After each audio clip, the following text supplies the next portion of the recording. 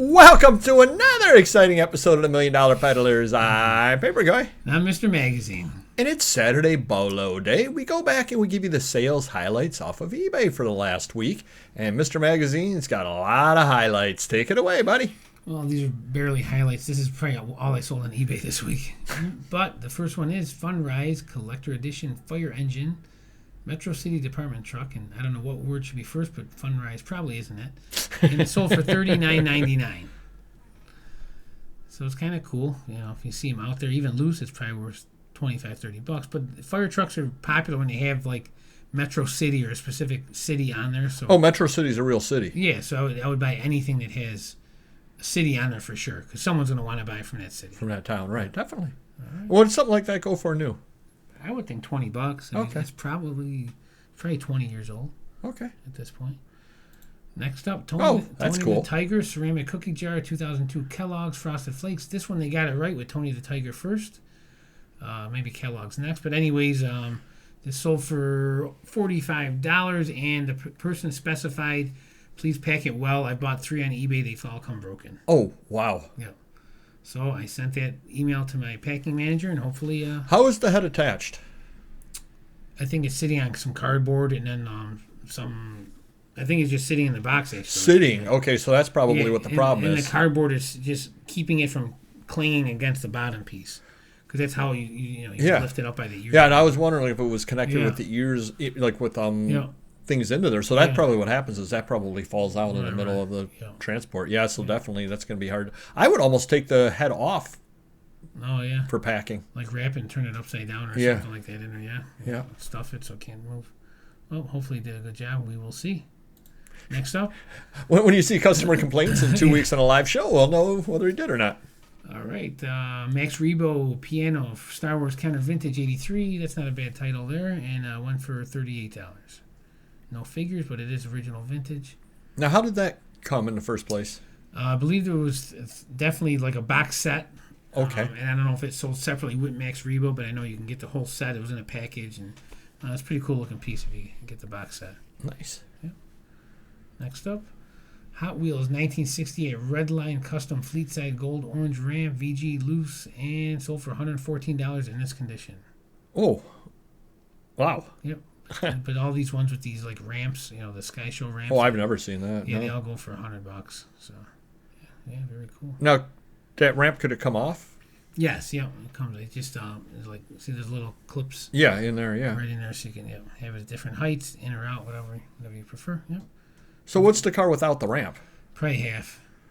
So, but that's probably good for people to know, because you might see that ramp out somewhere in a box lot of stuff, and nobody's going to have any idea what that is. Yeah, you might think it's just track, which isn't worth that much, but in fact it's a ramp, so yeah.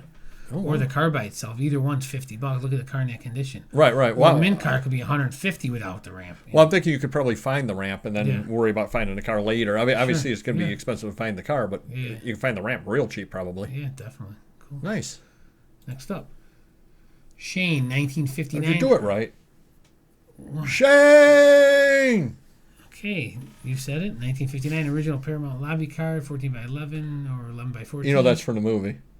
From that particular movie? Yeah. I've never seen it. Neither did I. Oh. But that's famous. Okay. Not to You me. probably are used to Adrian. That I would know, yeah. It's like the Adrian of its time. Okay. So they picked George Stevens to be the main name in this. I don't know. He's last here, but what do I know?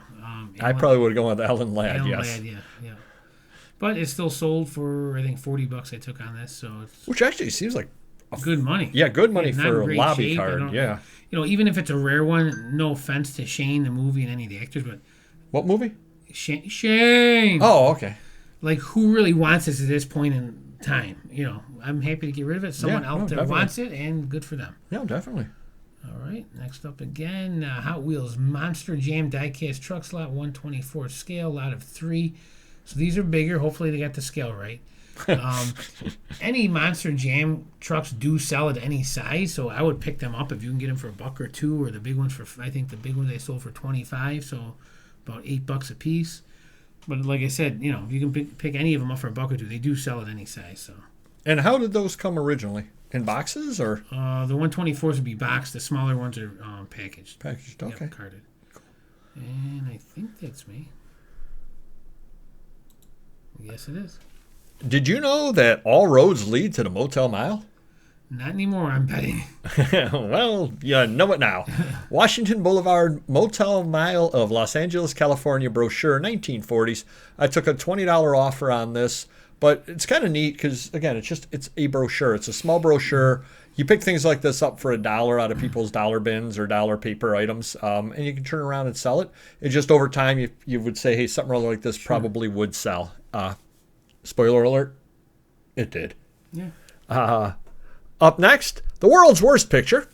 Disney's Toy Story Buzz Lightyear Ceramic Bank, new in-box. It took 13 years to sell. Do you think the picture could have had something to do with it? Yeah, I would think so, yeah. Unless they thought it was a 3D version. You know? Exactly. Very, very rare version. That was back in the old days when I used to use a camera. So we're going back 13 years. And I had a lot of stuff to list, so I was just doing very, very fast listings. And I had the next item in place before, obviously stuff was still moving, what the camera was still moving with. Bad pictures hurt your items. It did sell eventually, as your employee would probably say. It sold. But it should have gone a lot quicker than that. And it looks pretty big and heavy, so free shipping probably cost you a little chunk, too. Yes, it probably did. Up next, I was happy to see it go after all that time, though. Alaska Humorous Postcard Lot of 3, 1981. Tom Sadowski. I brought this up because I know a lot of the people that watch this are postcard people. Did go for the $20, so these went for $7 a piece, essentially. You got the pipe cleaner, so he's going to clean that with that. Do you get it? Yeah, but why does he look familiar? That I don't know.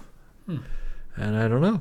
There's his wilderness hunting, and there he is hunting for sign of moose. So, very funny. Yeah. Good stuff.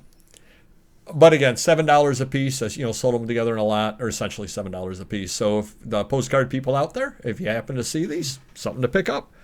And I mean you, Popeye. Up next, The Nation magazine, February 24th, 1870, reconstruction in Jane Austen. I did pick up a big pile of these. You would have seen these in a haul video from Madison Bachville in 2022. So check out that haul video. I'll wait. And I told you it was well worth buying back then, and I ended up selling it. I paid about $1 a piece on it, and I think I got $30 out of this over here, which actually I've still got a big pile left. That's the cover? Yeah, yep. It looks like it's in good shape, too. Yeah, there was a big pile of them. I don't know, 50 of them or something like that I picked up. I listed a few of them, and the rest of them are sitting somewhere in the house that I'll find at some point now that I'm retired. So the theory goes. Up next. Now, just because it's old doesn't mean it's good. 1819, and it was only worth $24. And I think last week I brought us another book that was really old from the early 1800s. And again, it was only like a $35 to $40 book. Obviously, you can pick something or other like this up out there for $1 just because of the condition. Right. But when it's only worth $24, that's kind of crazy. Yeah. If only they had scanners back then. Yes, if only. But the condition, of course, it is not the best. Scuffing on boards. Yeah, that would be, maybe it's marbled. Yeah. Maybe that's what it is, marbled. And the last item we have today. Do you know who Harold Hal Foster is? No. He is the artist that did Prince Valiant. Okay. And I saw Harold Foster, and I looked into it, and sure enough, that is Hal Foster's artwork. Oh, wow. I ended up getting that from a reseller that basically didn't charge me anything for it. Ex-library, and I still got $44 out of it, but that's because I noted the Prince Valiant and the Hal Foster. Okay. And I'm pretty sure it must have been a comic strip kind of collector guy that ended up buying that just because it's a really cool looking item over there. So hopefully that helps you a little bit. If you could help us by hitting the like button, we would really, really appreciate that. And we will see you next video. Take care. Bye-bye.